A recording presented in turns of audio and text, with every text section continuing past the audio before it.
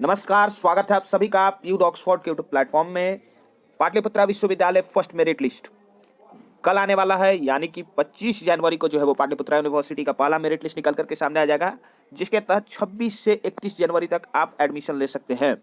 पूरी खबर क्या है डिटेल में उसको समझेंगे। टोटल कितनी सीटें हैं, कितने आवेदन आए हैं, मेरिट लिस्ट आने के बाद आपको किस तरीके से अपना नाम देखना है, उसके आगे की प्रक्रिया क्या होगी, अगर किसी कारणवश आपका एडमिशन इस बार नहीं हो पाता है तो आपको क्या करना होगा, जिन्होंने अभी तक पाटलिपुत्रा यूनिवर्सिटी पीजी का फॉर्म अप्लाई नहीं करा है उनके लिए क्या ऑप्शंस है, सभी चीज़ों को इस वीडियो में देखेंगे। चलिए वीडियो को शुरू करते हैं, लेकिन उससे पहले अगर आप चैनल पर नए हैं तो सब्सक्राइब कर लीजिए ताकि पाटना और पाटलिपुत्रा विश्वविद्यालय से संबंधित हर एक अपडेट आपको मिल सके सबसे पहले।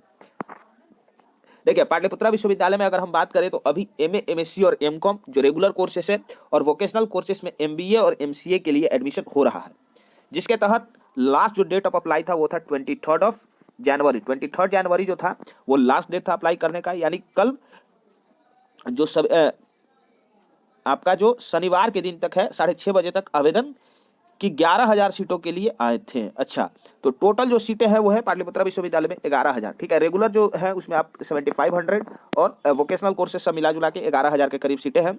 ठीक है, ये जो 11,000 के करीब जो सीटें हैं इस पर अभी तक 6,500 आवेदन अभी तक आए हैं। कुछ खबरें जो है उसके अनुसार 8,000 के करीब अभी तक आवेदन आए हैं। ठीक है, तो हम लोग 8,000 का ही फिगर लेके चलते हैं। 11,000 टोटल सीटें हैं और 8,000 के आसपास एप्लीकेशन आए हैं। ठीक है, रविवार को इससे थोड़ा आंकड़ा बढ़ा है, फिर भी सीटों से काफ़ी कम ही आवेदन पीजी में है।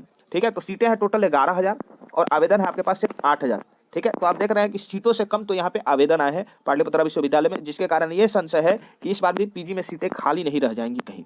ठीक है, क्योंकि पिछले साल भी जो है वो पाटलिपुत्रा विश्वविद्यालय में पीजी की सीटें खाली बच गई थी।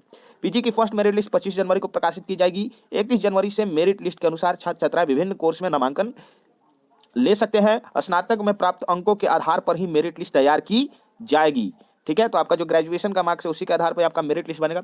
अब थोड़ा सा हम लोग चलते हैं, वो स्टूडेंट जो एप्लीकेशन फॉर्म नहीं भर पाए वो 2 से 6 फरवरी के बीच में जो है वो एप्लीकेशन फॉर्म भर सकते हैं, जिसकी सेकंड मेरिट लिस्ट का प्रकाशन जो है वो 8 फरवरी को होगा, जिसके तहत आप 9 से 13 फरवरी के बीच में एडमिशन ले सकते हैं। तो देखिए, सीटें तो पाटलिपुत्रा विश्वविद्यालय में खाली रह सकती हैं, लेकिन उनकी संख्या जो है वो ज़्यादा नहीं होगी। मान लीजिए कि 8,000 एप्लीकेशन फॉर्म आया है, तो जिन भी लोगों ने अप्लाई करा है पाटलिपुत्रा विश्वविद्यालय में उनका फर्स्ट मेरिट लिस्ट में नाम आना तय है।